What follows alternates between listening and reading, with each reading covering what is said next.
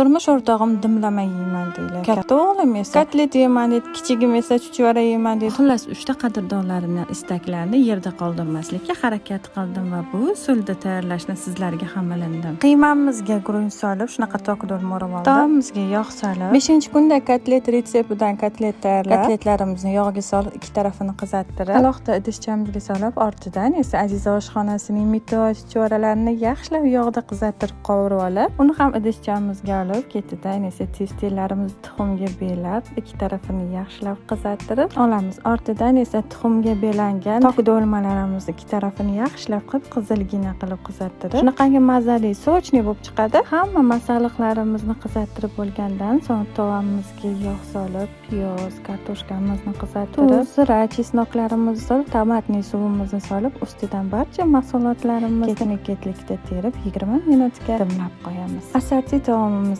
iftorlik dasturxoniga, saharlik dasturxoniga tortishingiz mumkin. Yaqinlaringizni duosini oling. Ramazon challenge'imizning 26-video retsepti. Aziza oshxonasida tefte, kotlet, hammasi sotuvda bor. Sizlardan mitti yurakcha.